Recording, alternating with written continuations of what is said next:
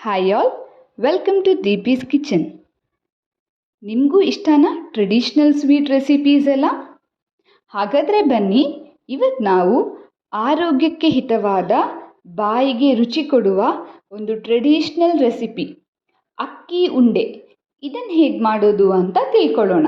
ಇದಕ್ಕೆ ನಾನಿಲ್ಲಿ 3/4 ಕಪ್ಪಷ್ಟು ಕುಚ್ಚಲಕ್ಕಿ ತಗೊಂಡಿದ್ದೇನೆ.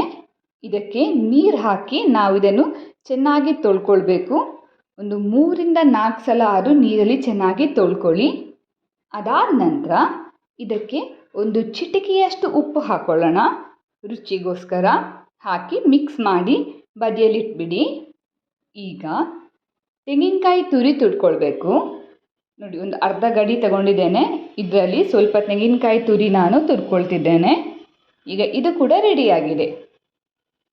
ಈಗ ಹೈ ಫ್ಲೇಮಲ್ಲಿ ಒಂದು ಪ್ಯಾನ್ ಇಟ್ಕೊಂಡು ಈ ಅಕ್ಕಿಯನ್ನೆಲ್ಲ ಇದಕ್ಕೆ ಹಾಕ್ಕೊಳ್ಳಿ. ಹಾಗೆ ಇದನ್ನು ನಾವೀಗ ಹುರ್ಕೊಳ್ಬೇಕು.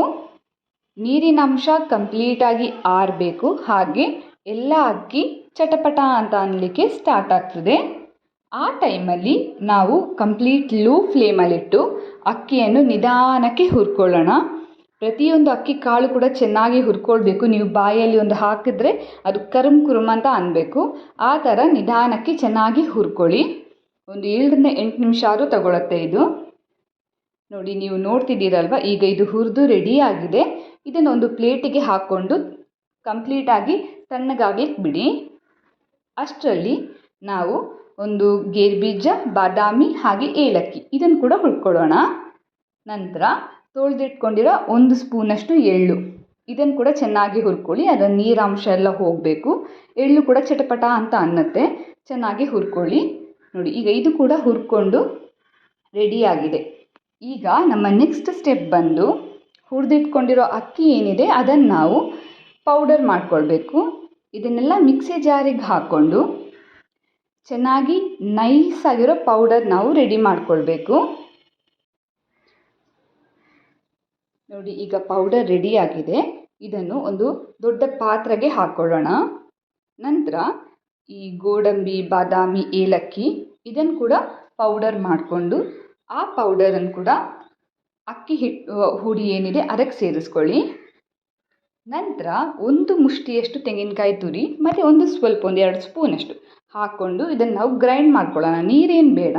ಒಂದು ಸಲ ಗ್ರೈಂಡ್ ಮಾಡಿಕೊಂಡು ಇದಕ್ಕೆ ಸ್ವಲ್ಪ ಬೆಲ್ಲ, ನಾನಿಲ್ಲಿ ಆಣಿ ಬೆಲ್ಲ ಯೂಸ್ ಮಾಡ್ತಿದ್ದೇನೆ. 2 ಆಣಿ ಬೆಲ್ಲ ಹಾಕಿದ್ದೇನೆ. ಸಿಹಿಗೆ 2 ಆಣಿ ಬೆಲ್ಲ ಸಾಕು. ನಿಮಗೆ ಸಿಹಿ ಜಾಸ್ತಿ ಬೇಕಂದರೆ ಸ್ವಲ್ಪ ಜಾಸ್ತಿ ಬೆಲ್ಲ ಸೇರಿಸ್ಕೊಳ್ಬೋದು.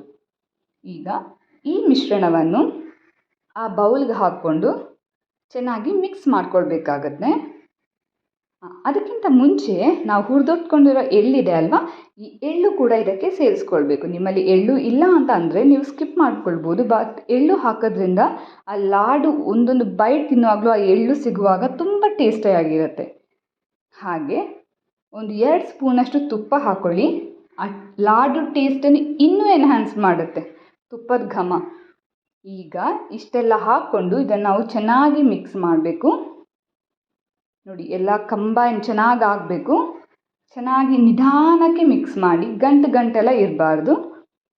ಈ ಚೆನ್ನಾಗಿ ಮಿಕ್ಸ್ ಮಾಡೋದ್ರಿಂದ ನಿಮಗೆ ಉಂಡೆ ಕಟ್ಟುವಾಗ ತುಂಬ ಈಸಿ ಆಗತ್ತೆ. ನೋಡಿ, ಇದೀಗ ರೆಡಿಯಾಗಿದೆ. ಈಗ ನಾವು ಇದನ್ನು ಆರಾಮಾಗಿ ಉಂಡೆ ಕಟ್ಕೊಳ್ಬೋದು. ಸ್ವಲ್ಪನೇ ತಗೊಳ್ಳಿ. ಇದನ್ನು ನಾವು ಚೆನ್ನಾಗಿ ಉಂಡೆ ಕಟ್ಕೊಳ್ಳೋಣ. ನೋಡಿ, ನೀವು ನೋಡ್ತಿರ್ಬೋದು ಇದರಲ್ಲಿ ಯಾವುದೇ ಥರದ ಉಂಡೆ ಒಡಿತಿಲ್ಲ. ಕೆಲವೊಮ್ಮೆ ನಾವು ಉಂಡೆ ಕಟ್ಕೊಳ್ಳೋಕೆ ಒಡ್ಕೊಳ್ಳುತ್ತಲ್ವ, ಆ ಥರ ಆಗ್ತಿಲ್ಲ. ಯಾಕಂದರೆ ಬೇಕಾದಷ್ಟು ಮಾಯ್ಶ್ಚರ್ ಇದರಲ್ಲಿ ಆಲ್ರೆಡಿ ಇದೆ. ನೋಡಿ, ಉಂಡೆ ಕೂಡ ರೆಡಿಯಾಗಿದೆ. ಆ ಉಂಡೆಯಲ್ಲಿ ಎಳ್ಳು ಕೂಡ ಕಾಣ್ತಿದೆ. ನೋಡಲಿಕ್ಕೂ ತುಂಬ ಚೆನ್ನಾಗಿರುತ್ತೆ. ಟೇಸ್ಟ್ ಕೂಡ ಅಷ್ಟೇ ಚೆನ್ನಾಗಿರುತ್ತೆ. ನೋಡಿ, ರುಚಿಕರವಾದ ಕುಚ್ಚಲಕ್ಕಿ ಹುರಿ ಉಂಡೆ ರೆಡಿಯಾಗಿದೆ.